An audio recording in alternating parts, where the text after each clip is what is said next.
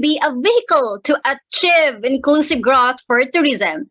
May we call Professor RJ Punongbayan, a faculty member of the CHIM Valenzuela campus. Let us give him a virtual round of applause. Thank you very much, Matt and Anna. Okay, before we start our panel session 3, can I just have a quick sound check? Is my voice loud and clear? Yes, sir. Okay, that's awesome. Thank you very much again, Matt and Anna. Good morning, dear participants. You are now at panel session 3, Academe Focus. And this is powered by the Hospitality Institute of America, Philippines. So before we move on with our panel session or of our talk proper, let us have a quick introduction on how this would go through.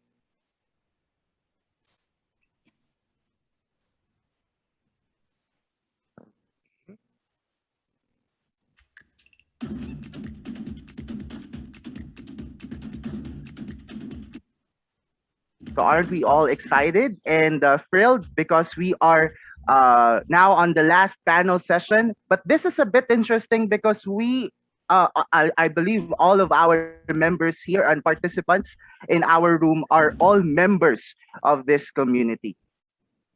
The foundation of a resilient and sustainable tourism workforce lies in proper education and training, thanks to the help and assistance of the academic community in tourism and hospitality. But COVID-19 put schools to resort to online methods, thereby adapting to a flexible mode of learning. Based on higher education continuity plans and best practices during the pandemic, how can the Academe build positive and adaptive transformation in offering tourism and hospitality education towards growth and inclusivity? Well, this session will illuminate these through our panel speakers for today. Allow me to introduce our panel speakers for panel session 3.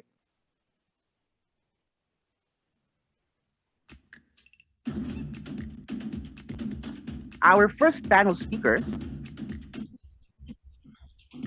has extensive research portfolio in the areas of tourism development, poverty, remittances and migration, entrepreneurship, international trade, and development economics. This includes his attendance in a succession of both international and local academic conferences and authorship of numerous scientific and technical publications. He obtained his Doctor of Philosophy in Economics from the De La Salle University in Manila. He was a visiting research fellow at Ritsumeikan and Asia Pacific University in Beppu, Japan. Dear participants, ladies and gentlemen, please help me to welcome our first panel speaker, the Associate Director of the Asian Institute of Management, Dr. Andrew L. Tan Center for Tourism, Professor John Paulo Rivera. Good morning, sir. Hi, good morning. Morning. Hi, thank you very much for our next panel speaker handles courses on hospitality and tourism management, research and travel industry practices. She completed her bachelor's and master's degree and her doctor of philosophy degree from the University of the Philippines in Diliman. She also obtained a certificate in hotel management from the Centro Superior de Hostelería de Galicia in Santiago de Compostela, Spain in 2005, and more recently a professional certificate in sustainable tourism destination management from the International Institute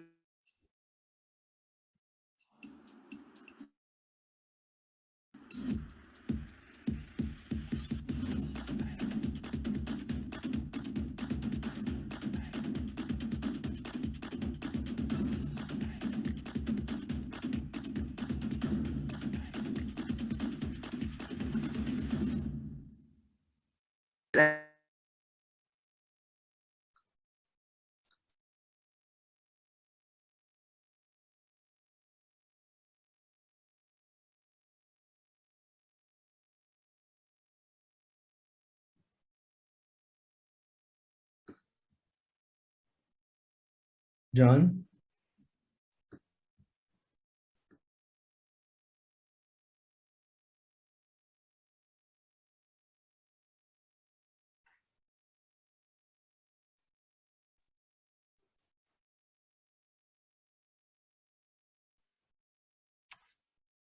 All right, I think Sir RJ Punong Bayan has been disconnected because of internet connectivity. Let me introduce on behalf of Sir RJ Punong Bayan, our beloved invited panel session speaker.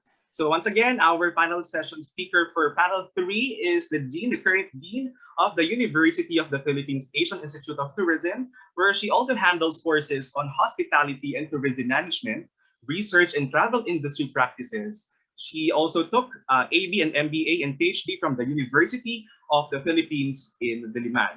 She holds a certificate in hotel management from the Centro Superior de Hostelería de Galicia, Santiago de Compostela, Spain in 2005, and more recently, a professional certificate in sustainable tourism destination management from the International Institute of Tourism Studies, George Washington University, USA. She is a member of the Philippine Association of Researchers in Tourism and Hospitality, Inc., and is an advisory board member of the Tourism Industry Board Foundation, Incorporated, or TICFI, where our speaker kanina is Dr. Aquino. Ladies and gentlemen, our panel 3 session speaker, Professor Leticia Susan Lagmay Solis. Good morning po, Dean. Hello, good morning to everyone. To see you here. Good to see you. And for our third panel session speaker is Ms. Ingrid Ursula. She has 20 years working in the field of education, e-learning, compliance, curriculum development, learning and development, and leadership and management. She is also the current president of Majestic Group of Companies and the eVersity Online Campus, where the OLFU CHIM is being partnered with. Good morning, Ma'am Ingrid.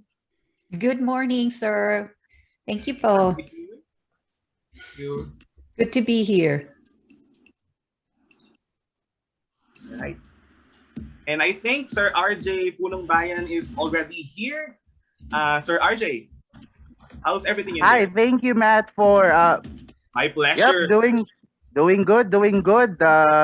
My internet connection has been lagging recently, but I'm okay. I'm back. Thank you very much, Sir Matthew, for filling in for me on the introduction. Shall we continue? Good morning, Dr. Solis, for gracing us today. Okay.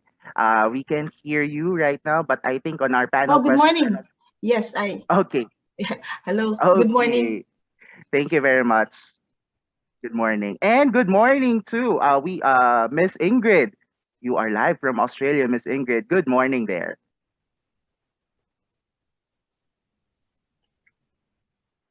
Okay. And saying also good morning to Professor John Paula Rivera. Okay. Hi, good morning, everyone. Hi. So shall we start? Shall we get to the point? Okay. Okay, actually, this panel session is a bit interesting because all of us are members of this academic community, of the academic community, and we too partake in the uplifting and strengthening our systems, more importantly, during the COVID-19 pandemic. Okay.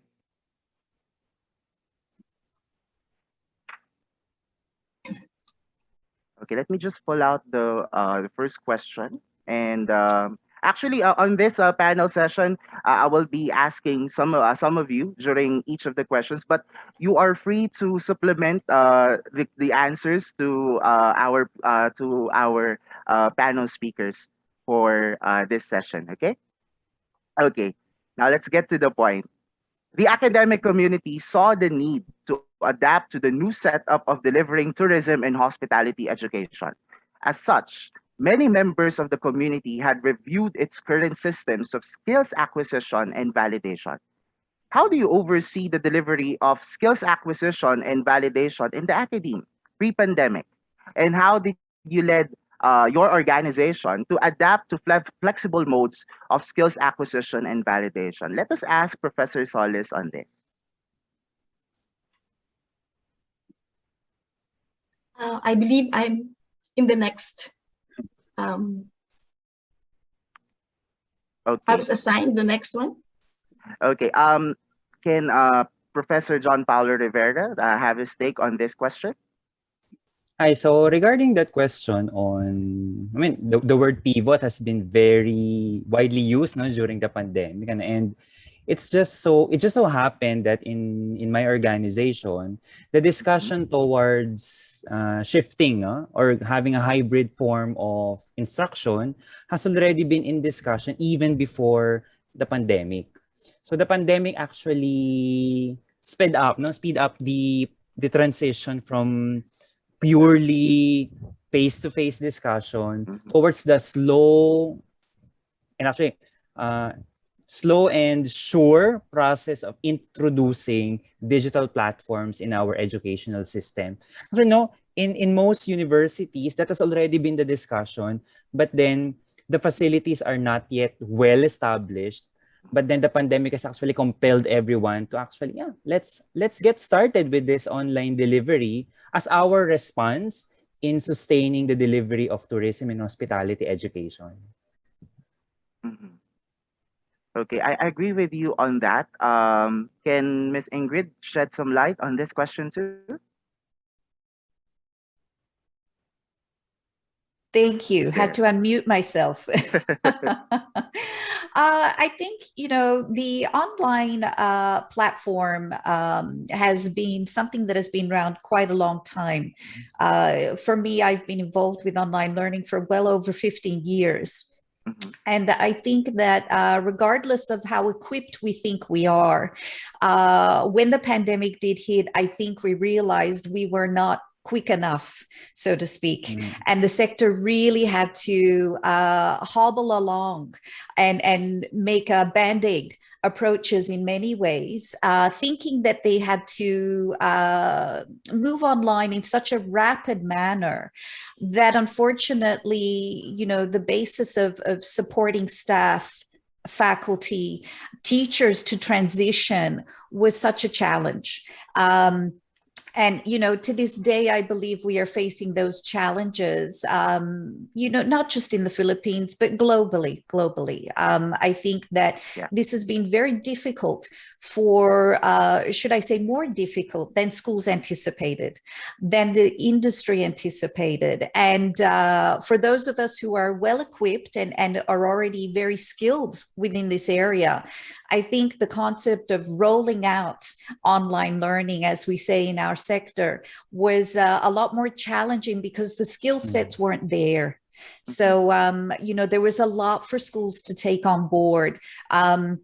Not just the change of how we learn and how we teach and how we communicate and correspond with each other, but just with the general issues of mental health and well-being. I think that impacted us in a way that we didn't anticipate. And I don't think being well-equipped presents you with all of these issues that can arise with the situation we are in. But I do have to say, I believe most institutes have really come on board, and I think they're still learning. We're all learning.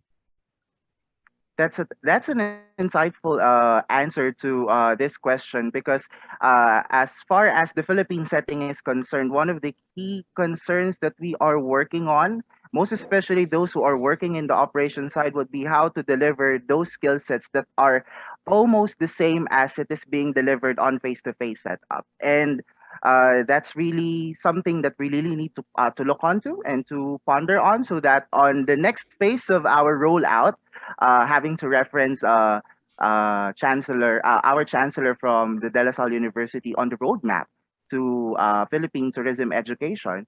As soon as we are going into that, we should be seeing a more revamped and a more adaptive and a more sensible delivery of skills, either face-to-face, through limited means, or through online. Thank you very much for sharing your answers, Professor Rivera and Miss Ingrid. Now, on to my next question.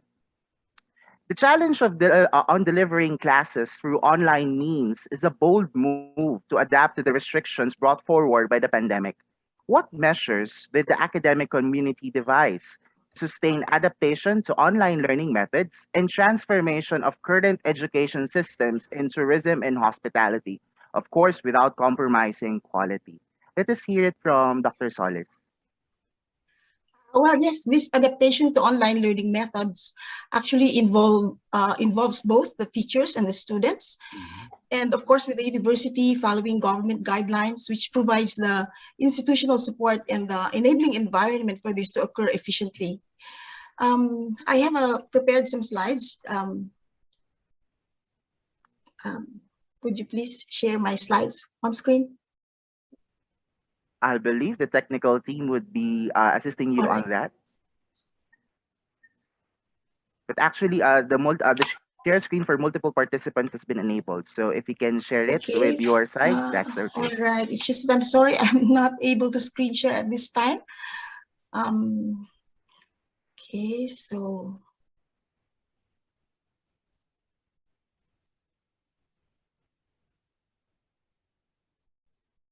Okay. Can I ask the assistance of our technical team regarding this? Thank you very much.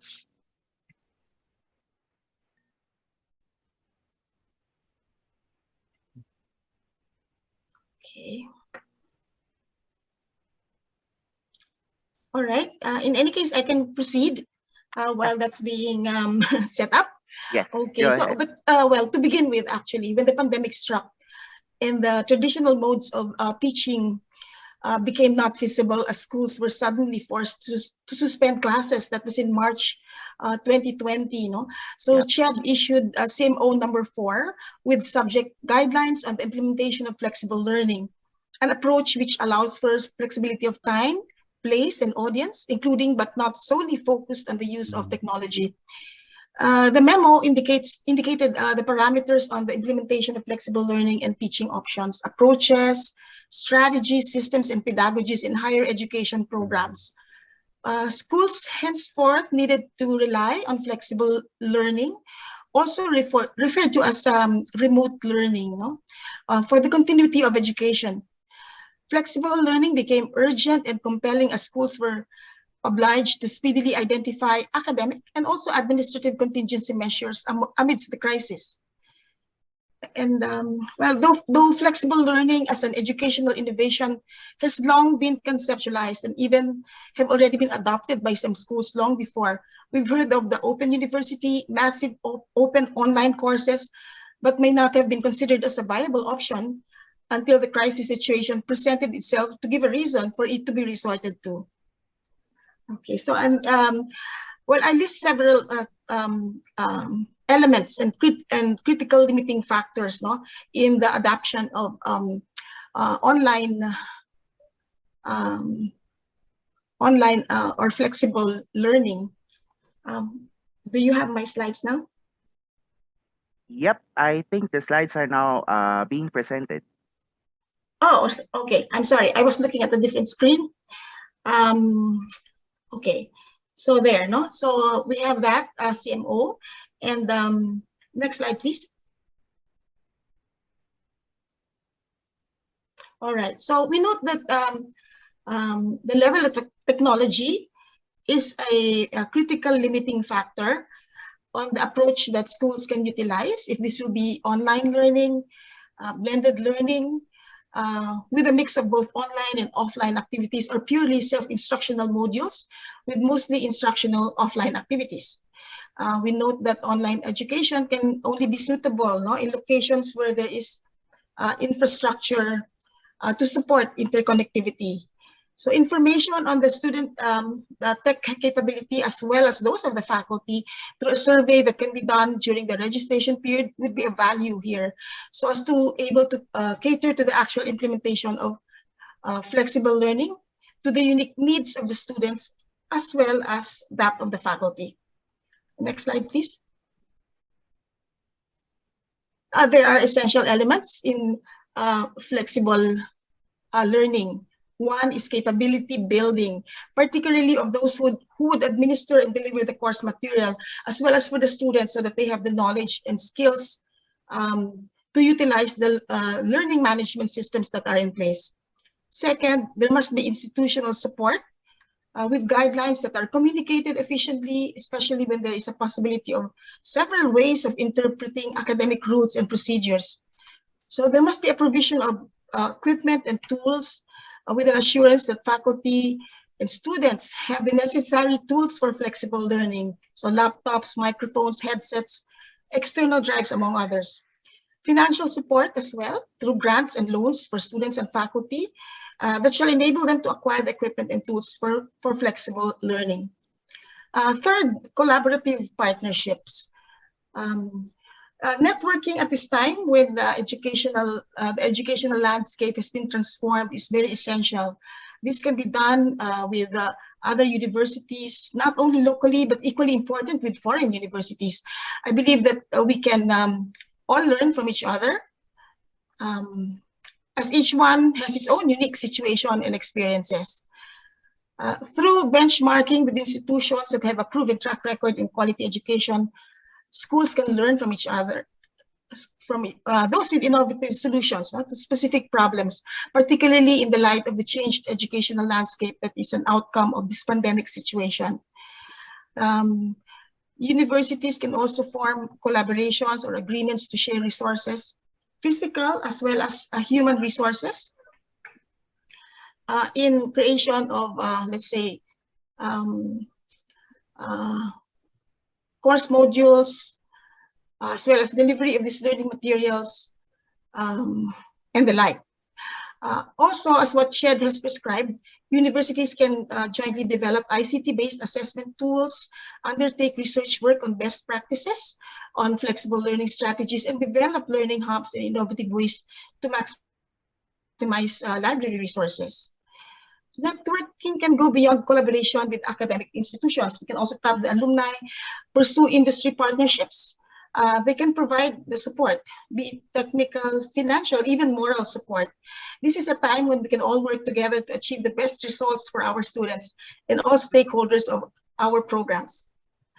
Lastly, it is important that in flexible learning, implementation is iterative. That is, it involves a process of refining or calibrating our strategies, wherein schools must allow for adjustments which may have to be made in the light of developments with respect to the crisis situation.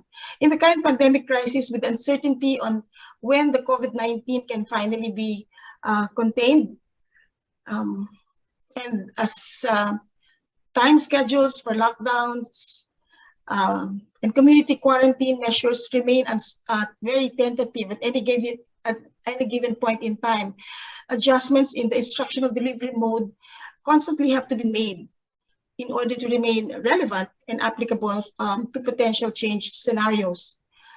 For instance, once deemed feasible, online modes can be supported with a blended mode, wherein there could be limited face-to-face classes, and which we know is a mode that we are gradually moving into now.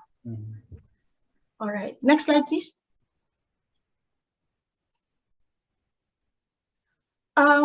We note that we are all in the same conditions, having to stay home or in one location for prolonged periods of time, with the fear of uncertainty amidst the health and safety risks, compounded with added domestic concerns and multiple tasks to attend to when teaching, this teaching learning happens in a home-based setup.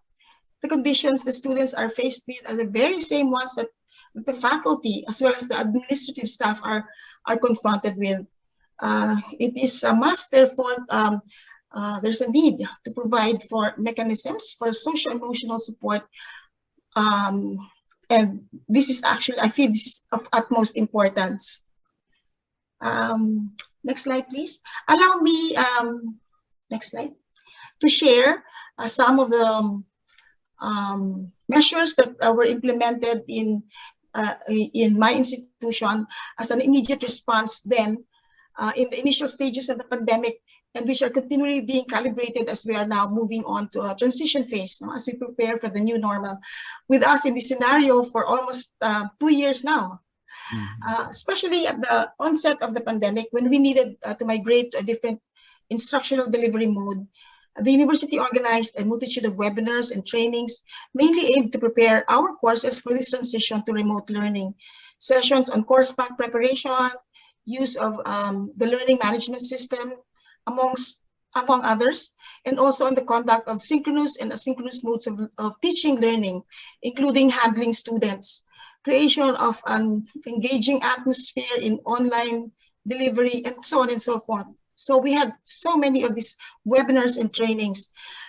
Capability building was also given to students for their adjustment and adaptation to the new instructional delivery modes, from preparation of survival guides with tips to help them navigate the different environment, to various training and development sessions to equip them with the capability to utilize the learning management systems and online library and academic resources. Institutional support was provided in various means. First, through provision of the physical infrastructure. University subscription to Zoom was obtained. Connectivity and gadget support was given to faculty and students by way of providing grants and loans. There were also fundraising activities that were held to raise funds for the procurement of laptops, headphones, and all other gadgets that were needed. Provision also of academic infrastructure, to name a few. A remote teaching and learning website was created for all resources needed for this setup. Provision of learning management systems, upgrading of library resources, and further the approval of hiring of more faculty, lecturers, and teaching associates who could assist in the remote delivery modes, which we know requires more time and effort in classroom management. So a very important aspect of the enabling environment that the university created is the maintenance of open communication, lines with maintenance of opening lines of communication. So with constant meetings and discussions and numerous sessions held to explain new academic processes, rules, regulations, and guidelines. To add to the sessions, online consultation was made available via what is referred to as the V-Consult, where one could set an appointment with the Academic Affairs Office and get quick responses for areas needing clarification on particularly issues relating to the new academic environment. All throughout the period of implementation, there were temperature checks, solicitation of feedback to find out how faculty and students are doing in the remote learning setup. So with the end in view, of course, of calibrating and making changes as appropriate. Next slide, please. Oh, okay. I forgot to mention that also the university is very strong in providing socio-emotional support. So as a way of promoting mental health, we have designated in our institution a focal person for mental health, actually a faculty member who is designated to reach out to the students to provide this socio-emotional support. This focal person is provided by the university with training so that he will be able to perform his role well. There are other initiatives that are made available by the university towards this end, on providing socio-emotional support for faculty, students, as well as staff in line with the promotion of mental health. We have the PsychServe for online consultations of those with specific concerns, and also online guidance and counseling services by in-house guidance counselors of the university. All right, well, to sum, there are certain factors actually that are essential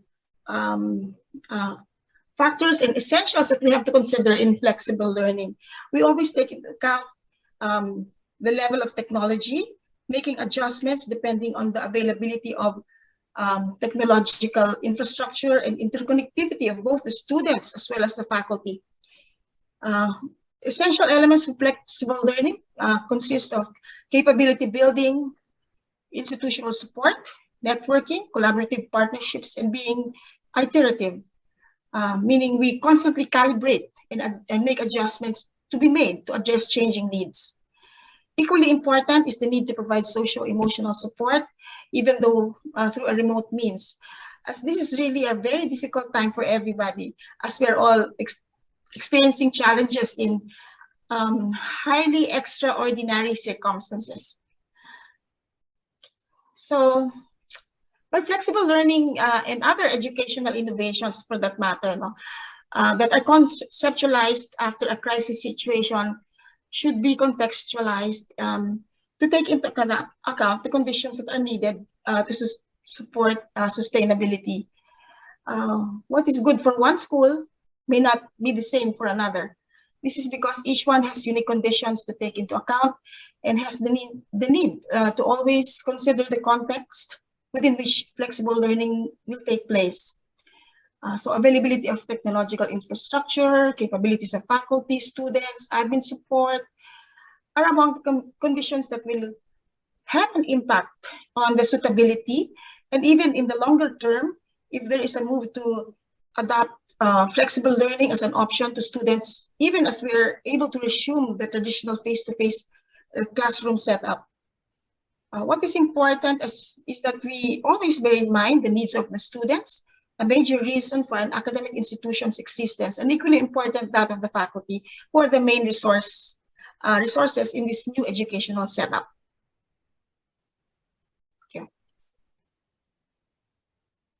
Okay, thank you very much for that comprehensive explanation on how should we consider not only the student's perspective, no, but also on the teacher's perspective, also and the administration's perspective on how should we deal with shifting actually from the traditional face-to-face setup to online, and then from online to flexible mode of learning.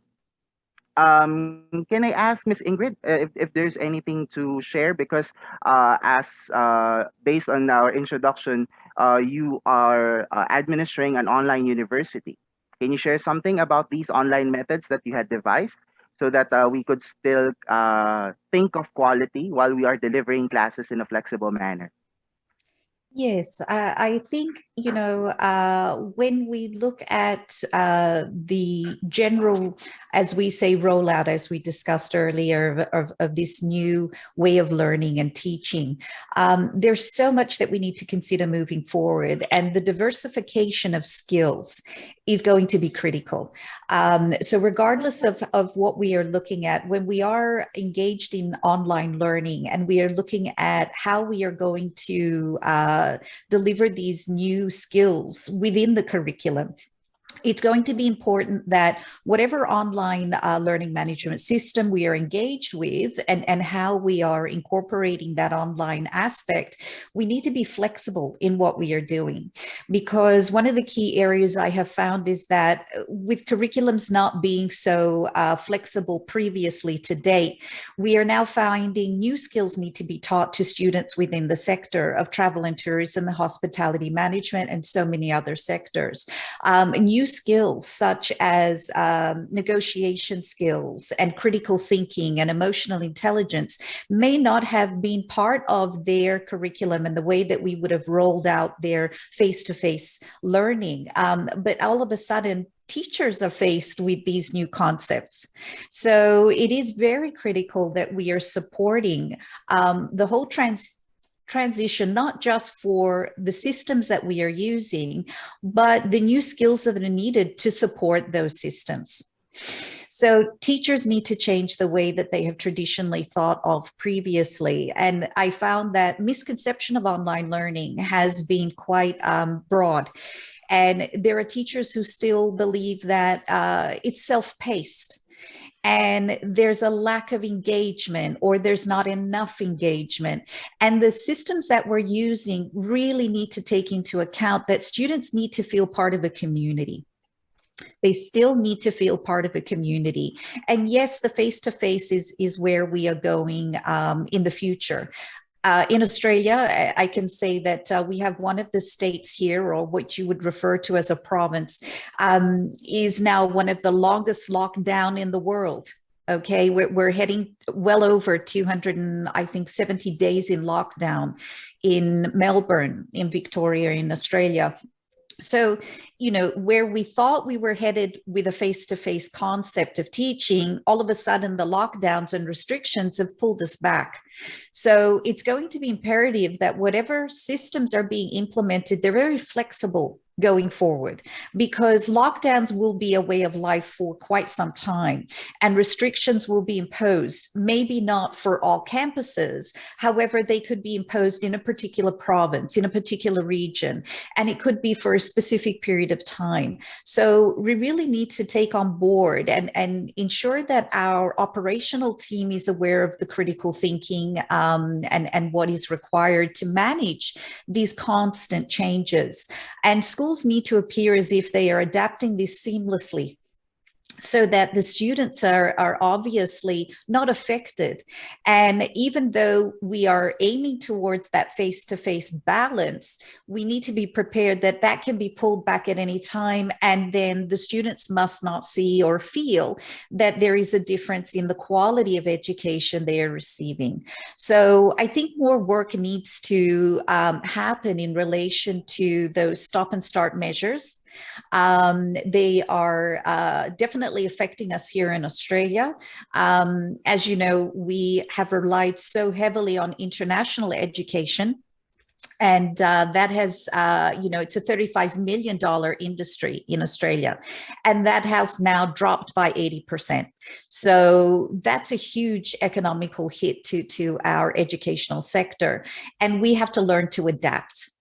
And so that adaptation for us is more on the local aspect, or partnerships.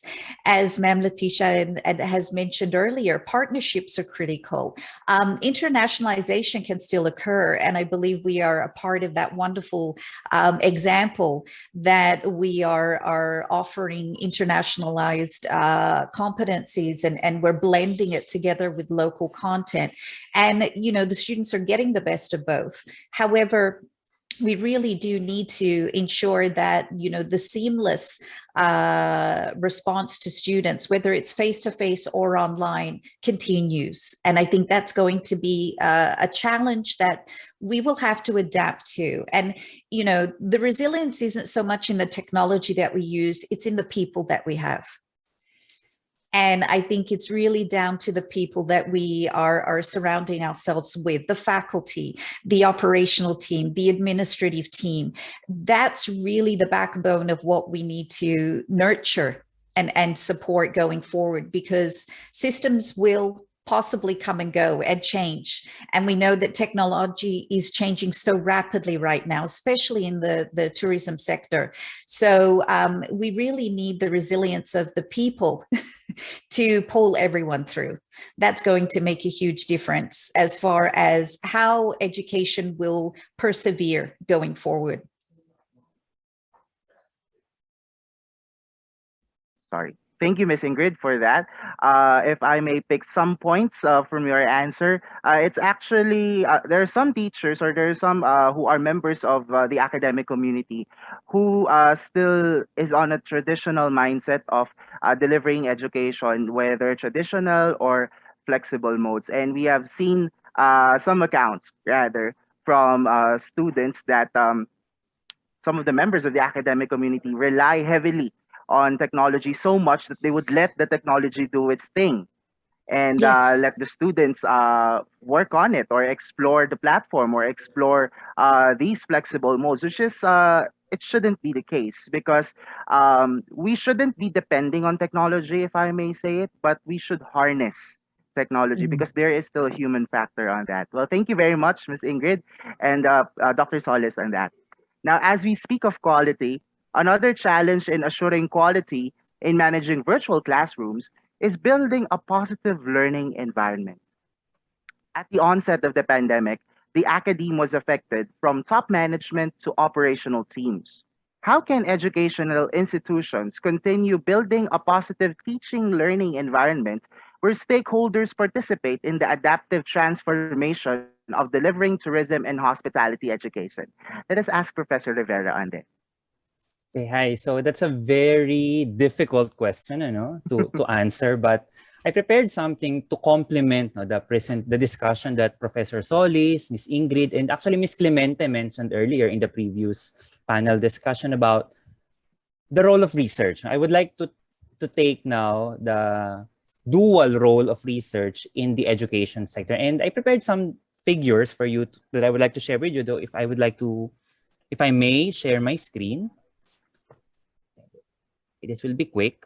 Okay, so given the pandemic that compelled us to think of or consider new ways of thinking, a new mindset, this is where research actually rings a bell. No? So I did a research in 2019 before the pandemic, arguing that the generation of knowledge via research stimulates technological development and the creation of new practices that upgrade human resource practices, which is very relevant for the tourism and hospitality industry. And if you'll ask me, you're from the Academe, so what kind of research will you do? And this is how I argue it. I would like to share this with you, that although not all researches are practicable, like most or some academic research, it can still generate patents, innovations, even new methodologies that can contribute to the development of society in the long run. So if you're asking the continuous development of teaching, of instruction, I would like to complement the pivots that we did during the pandemic by emphasizing that we need to invest on research and development, because this is the only way where we can actually respond better to whatever shocks, whatever crisis that we're going to face in the future. And I would like to show this. This is the stock of research from 1999 to 2019. These are researches that are at least published in Scopus. Okay. So if you're going to see here, if you're going to look at the table, the Philippines ranked 14 from the cumulative researches done from 1999 to 2019. If this is a pageant, the Philippines already launched a revolution because we did not enter top 10. So what's the point of this one? This is a call for Filipinos to start investing also in research to complement our teaching. And let me zoom in on tourism. In terms of tourism, the Philippines ranked 15 in the total knowledge generated from 1999 to 2019. And again, if this is a pageant, we already launched a revolution because we did not enter top 10, at least top 10. So what is this telling us? It's telling us that if we really want to upgrade, to continuously upgrade the way we do tourism, new ways of doing tourism, particularly in this what we call new normal, then it is hinged. It is hinged on our capacity to produce research and do research in order for us to explore new ways of doing things. And so one of the low-hanging fruits that we can think of as of now is that, as what Professor Solis mentioned earlier, we go digital. We use technology to deliver our education, and we can further boost the role of technology, of course, through knowledge creation and through research. So why research? Why research? In moving towards this new normal for the tourism, in building teaching, in improving the teaching quality that we have for our tourism and hospitality students, we need to rethink. We need to rethink today's tourism research in order for the industry to be able to address the crises, the problems, and the constraints that it will experience in the future, which will definitely come. And on that note, we need to start doing research now so that the tourism industry will benefit from it. And why now? Because again, the day that you plant the seed is not the day that you will eat the fruit. So again, to sum it up, to continuously improve on our teaching, it has to be complemented by research so that we can generate knowledge that will improve the way we do things. Thank you. Thank you, Professor Rivera, for relating research to this question about building a positive learning environment. And that is true. Having to start on embarking a research undertaking is really the first step, to building a positive learning environment. It should always start from the institution, if I must say this too, because it should be, we should have an encouraging and empowering research culture within the institution, so that we could not only build knowledge through knowledge management and knowledge creation, but also to look on the current practices that we are doing in our institution in order for us to strengthen or streamline these to the current setup. Because as we see, 2020 put us on a hold. The traditional method of doing the teaching and learning environment was put on hold in that setup and was substituted with either an online or a flexible learning method, because that is how we respond to the situation. But now, if we are going to embark on research to improve one institution's way of administering their teaching and learning environment, that would also build a positive learning experience, not only for the teachers, but also for the students. Thank you for your insights, Professor Rivera. Now, as we are shedding light on the measures the Academe is looking onto, it is best to note that the best practices of other members and stakeholders of the community must be taken into account and be used for improving and strengthening our systems. As a growing community, in strengthening academic foundations, dialogues and extension programs paved way for an open and collaborative platform towards a growing and inclusive tourism and hospitality education. Can you share some learnings from some universities that you connect with, which can be used as basis for improving the offering of these disciplines in the Philippine setting? Actually, virtually anyone can answer this question, but let us start with Ms. Ingrid on this.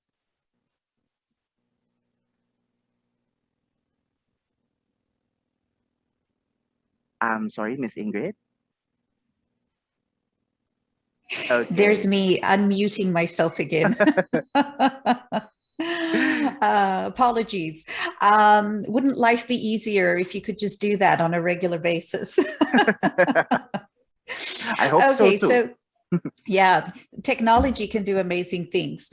I think for us, really, when we look at the context of that, using a basis for improving the offering of disciplines, I think, again, collaboration plays a significant part. And we know that one of the issues that everyone has faced, regardless, is connectivity as far as internet being accessible within the Southeast Asia Pacific region.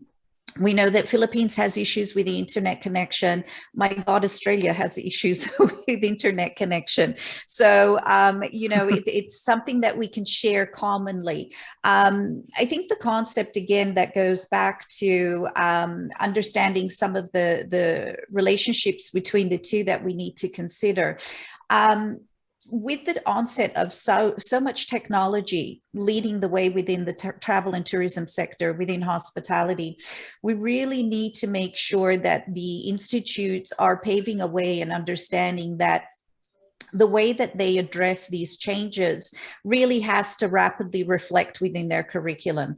And I think one of the key areas that I would have to say that is very important within the sector is to include the changes that are happening in industry and make sure that we are harnessing those changes as quickly as they are occurring within the educational sector. So we have adapted some of that to ensure, and we know that others are doing the same. And it could be embedding COVID awareness within current topics. It could be, again, going back to that critical thinking, emotional intelligence. One of the key things we found here also, and I believe it will be an issue within the travel sector, is the onset of negotiation skills.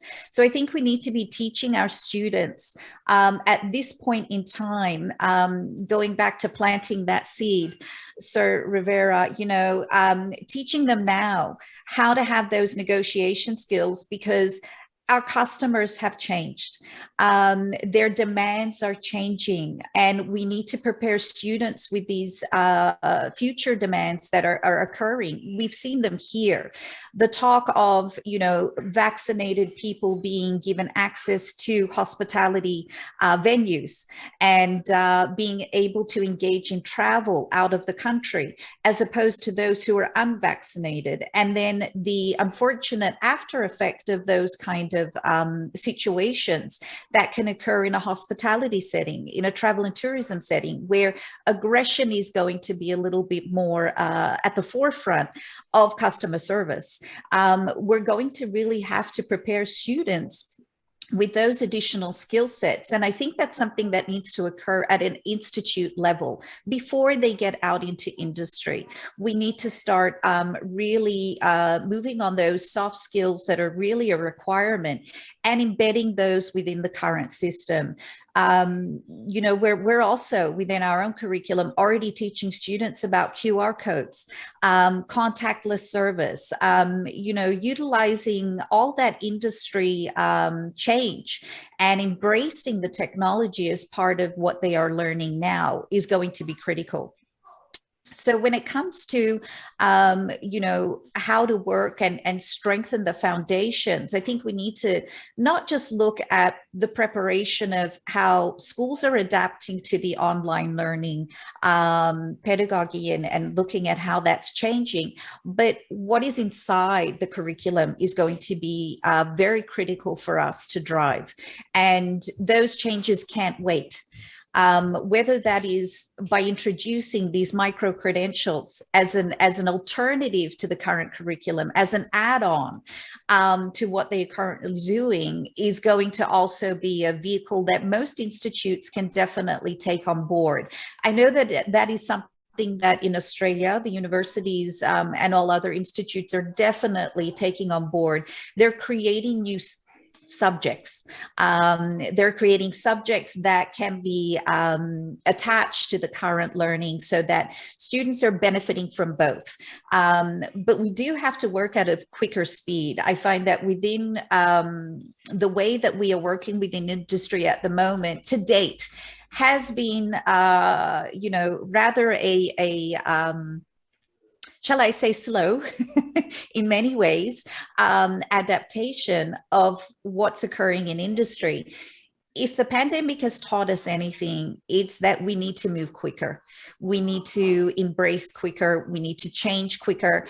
And, hopefully we can embrace the systems that we're using to help us achieve that outcome. But, knowing that what the industry is facing, the changes, AI integration, artificial intelligence is now also very significant out in the sector of hospitality, travel, and tourism. Most industries now are also driven by apps. So exposing students to that kind of technology is going to be critical at this level where we are working now, and preparing them for the onset of what is to come will give them greater skills and knowledge and prepare them for the workplace, which is ultimately what they all want to do. They want to be able to graduate and know they have the skill sets that they are able to apply for work and be successful in gaining employment. So, making sure the curriculum that we are delivering is employment ready, and really making sure that it's aligned to what industry is searching for now. Rather than what they were searching for previously, because their needs have changed. And if we can meet those needs through the process of embracing technology as the foundation, giving students that skill of learning how to utilize technology and understand the concepts, and then implementing it in our curriculum and preparing those students, I think they'll have very strong tools when they graduate going forward into employment. That's going to be very critical. Yeah. Yeah, I agree with you, Ms. Ingrid, on that. Let us have Dr. Solis on her take on this question. Dr. Solis? Um, Well, actually, you were asking about learnings from other universities, not Yes. that we can use Here. for improving our offerings in the Philippine setting. Actually, prior to the pandemic, we really were very aggressive on this, having collaborations and networking partnerships with foreign universities.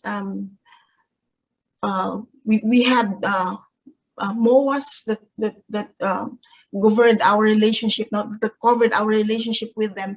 But of course, this became more difficult because of the pandemic situation, where initially, at least last year, this was something that it was really more of a survival. We were in a survival mode, and our attention was directed towards, making sure that we're still able to continue with education and using different instructional delivery modes. So this time, now that we are,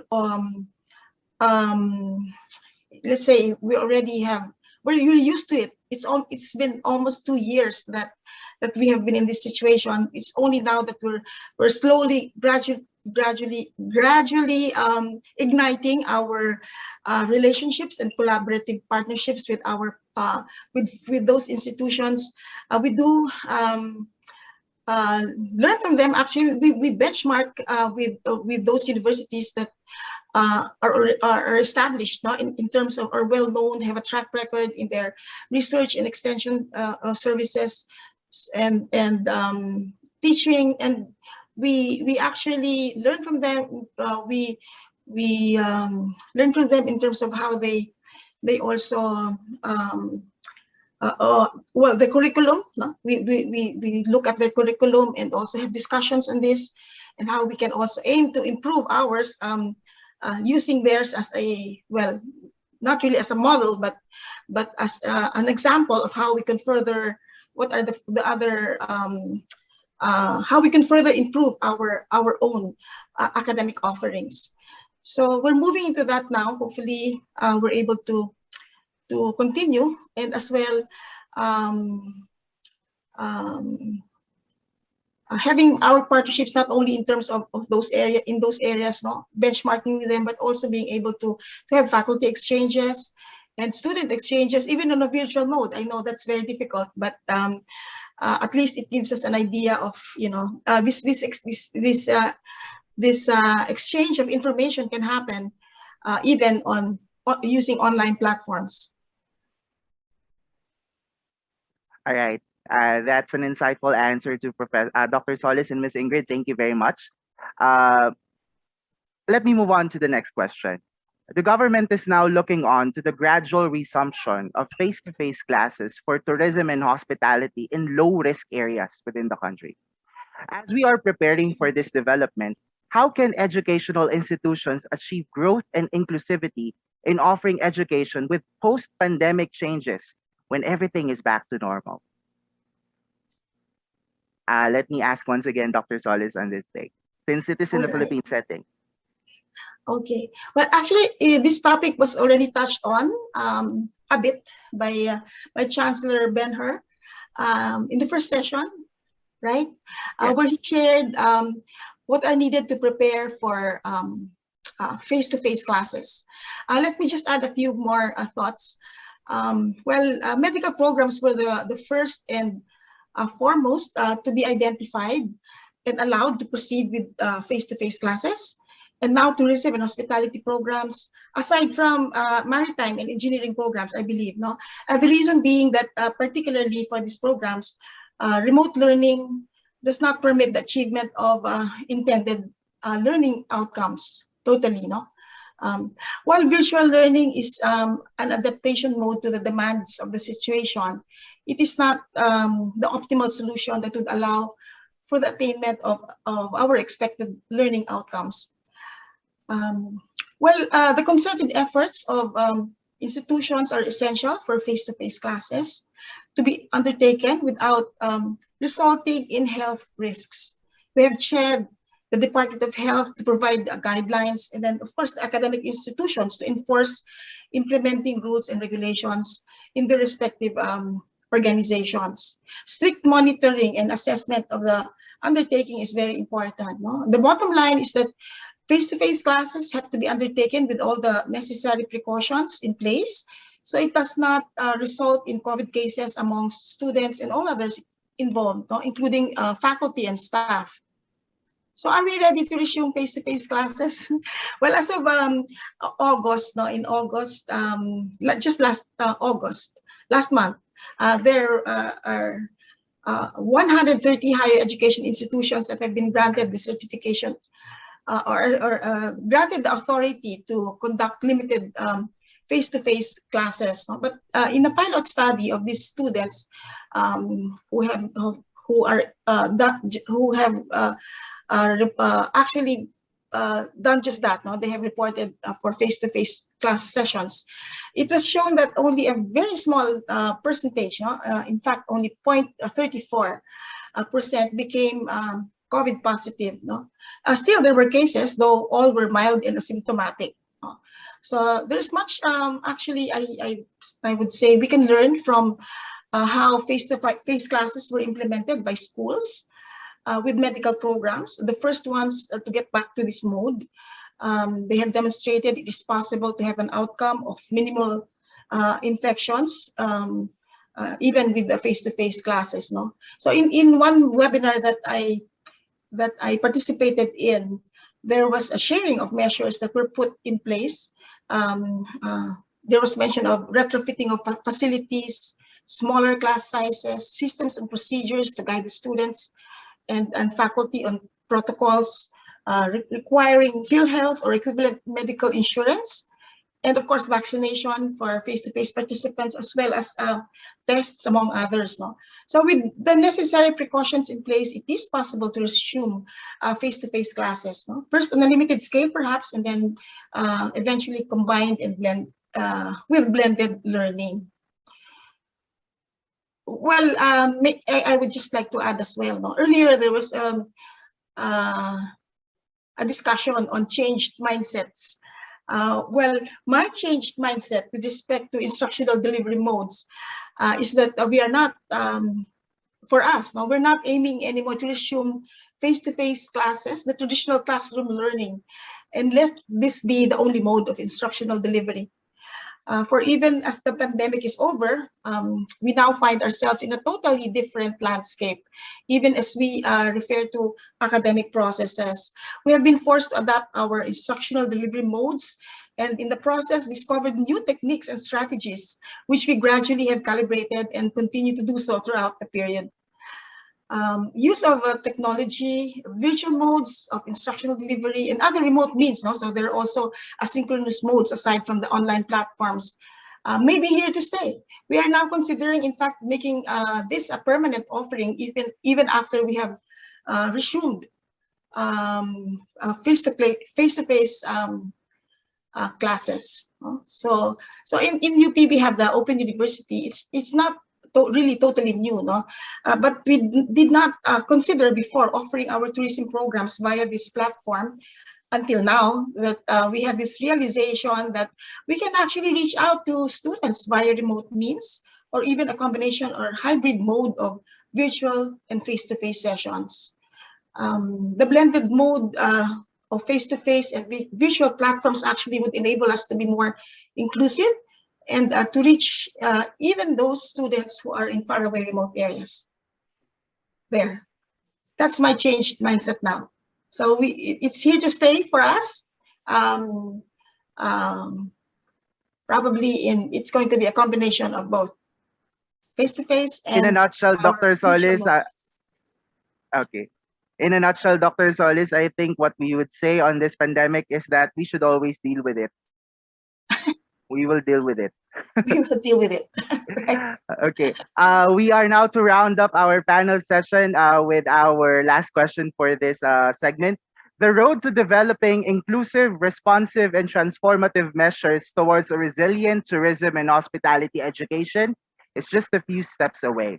As we gear towards adapting to changes in instruction and learning post-pandemic, what measures should we embark on as we continue implementing a responsive, inclusive, and growing tourism and hospitality education? Let us hear it from Professor Rivera. Oh, so regarding those measures, no, to continue implementing this responsive, inclusive tourism and hospitality education, well, on top of my head, no, the most important thing that actually tourism is already doing this, no, it's the close partnership with the industry sector. And in the same way, the industry sector is closely collaborating with the academe. We cannot separate the industry practitioners and the academe. Especially one of the salient features of tourism is the human touch that requires the expertise, not only of the professors, but also of those who have immersed themselves in the industry. And there, so just continue the partnership, make the collaboration stronger, firmer, and more sustainable. Continue to talk, no? And that's the secret of surviving this pandemic, that all stakeholders continue to talk. All in all, it is an open and collaborative effort, not only within the academe but also its partners, now in delivering education, and those are our industry partners, our resource suppliers and resource providers as well. Thank you very much for illuminating that, Professor Rivera, and to our panel speakers. Thank you very much for spending your time and your expertise in this panel session. Let us open now the floor for some questions from our participants. Note that for your questions, you can send your questions through the Q&A chat box found at the bottom part of your screen. Actually, we have one question here from the Q&A chat box. Let me just open that. Leonardo Mendina asks, what is the main altercation in conducting face-to-face classes in the time of pandemic? Anyone can answer regarding this? What is the main altercation in conducting face-to-face classes in the time of pandemic? Professor Rivera, can we hear from you? So you mean what are the gaps or the disagreements, no, between Yes.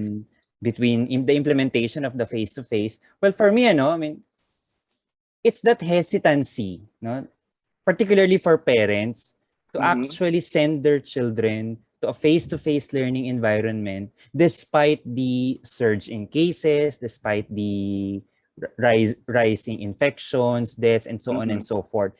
For me, it's really coming from the parents, that regardless of whether government would slowly reintroduce face-to-face learning, bottom line is it would still be on the parents' discretion if they're going to permit their children. That's why I agree that education now has slowly moved towards hybrid learning, so that we can address this hesitancy, considering that the youth, 18 years old and below, have not yet been vaccinated. But of course, the story will change, the arguments will change once vaccination for our student population has started. That's something to look forward to regarding that. Ms. Ingrid, can you share something about this question? I guess from the perspective of where Australia is seeing in this particular area, we have already vaccinations for children over 12.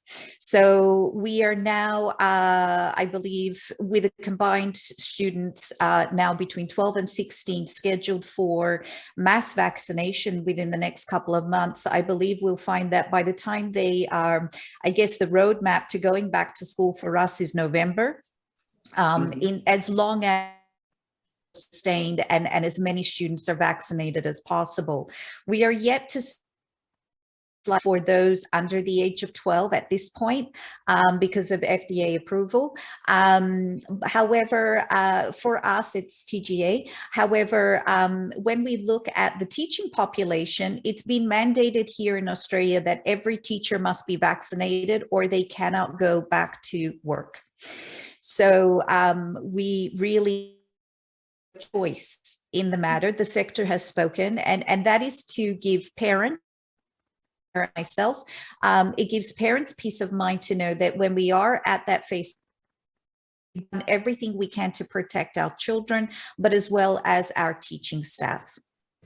So it's a community effort, I really must say. And I think, parents will always be scared of what the percentage looks like. not vaccinating. So for us, it was a very easy decision to say that within the mandate has been all teachers must be vaccinated, and all students over the age of 12 are now moving towards that same vaccination program. So we have really embraced it because we want everything going back to as much of a normal as we can. And for me, it's the same. I'm double vaccinated. I cannot wait to go back, come back home to the Philippines and see everyone and do what we were doing to spend time engaging with one another face to face. And that's such a big factor of Filipino community, isn't it? Face-to-face contact, which is why the challenges are here, so much so in the Philippines, because Filipinos are such a warm culture, and you really embrace that community and that face-to-face and the family environment. And I think that's going to be the challenge here, is that, everybody wants it to go back to as close to normal as we can make it. But definitely vaccines will be the way to go. That's a common factor, not only from these two panel speakers, but also it echoes also the sentiments of the parents who are tending to their children as they are going back to traditional, to flexible modes. But before we wrap up our open forum, we have released a poll question for panel session 3. We enjoin everyone to answer our poll question, and we will be releasing the results after this segment. Dr. Solis, if you have anything to say about our last question from the audience. Oh, on the issues? Yeah. Well, actually, it's not really it could be an issue, but I believe that one very important element here for face-to-face classes to succeed is there should be extreme vigilance on the part of the institution. The schools will have to be very, very adherent to monitoring and making sure that there's compliance with all the guidelines. Mm-hmm. Otherwise, it could be a situation where then you might have health risks that are there, for the students and the faculty and everybody else involved in the process, which is something that again, this is the very reason why there's also resistance from the parents, to allow their children to resume face-to-face classes. I would also like to think that having face-to-face classes does not promote inclusivity, meaning it's not for everybody. If you have in your institution, if you have face-to-face classes, I think that not all students might be able to be able to do just that, to present themselves in the actual classroom setup, given that we're still here, in this situation of the pandemic. There's so much uncertainty, and we have even if we move from ECQ to MECQ to GCQ and so on, back and forth. Actually, the cases are still there, and if students are going to be going to the classrooms, presenting themselves in the classroom setup, there has to be a way by which they get there, so that exposure in from home to the classroom itself, that exposure will actually be one that is very risky, so it's not for everybody. Not everyone can have a private vehicle to transport himself or herself to the classroom, which is usually one of the requirements, for as seen in the examples given, in the medical programs. You must have private transportation, or you must have a way by which to get to the classroom via, let's say, a motorcycle or a bicycle, or not having to expose yourself by commuting. So in that case, I think that it's not really for everybody, because not everybody would have those means. And as well, there would be costs involved, no? So all the tests and all what would be required by the school could be very prohibitive. Of course, the other thing to consider here is the retrofitting that has to be done, no, by educational institutions. You cannot just have the classroom set up once again in the same way, no, the same way that we used to have them in pre-pandemic times. So you must retrofit and make sure that you have, let's say, even enough space, no, enough space for the students who will be presenting themselves for face-to-face classroom sessions, and all the other infrastructure changes that have to be undertaken. So this could also be prohibitive in that some schools may not be able to do just that, nor have the enough budget to be able to do the retrofitting. So those are just some of the issues that I thought about, which could be prohibitive, but well, if institutions are able to find a way to overcome this, and hopefully that could happen, and students as well, no, everybody needs to have assurance that there would be no health risks that would be at stake here with the resumption of face-to-face classes. Thank you very much, Dr. Solis. From what I see from the answers of our panel speakers, there is a common denominator, and that is the risk of exposure still to the virus, which is still looming the country as of now. Thank you very much to our dear panel speakers, Dr. Leticia Susan Lagmay Solis, Ms. Ingrid Ursula, and Professor John Paulo Rivera.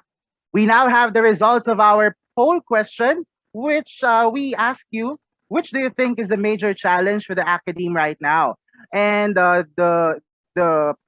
this group said with 37%. Actually, this is a close. These are two close answers. 37% said the engagement and motivation of the students is still a major challenge.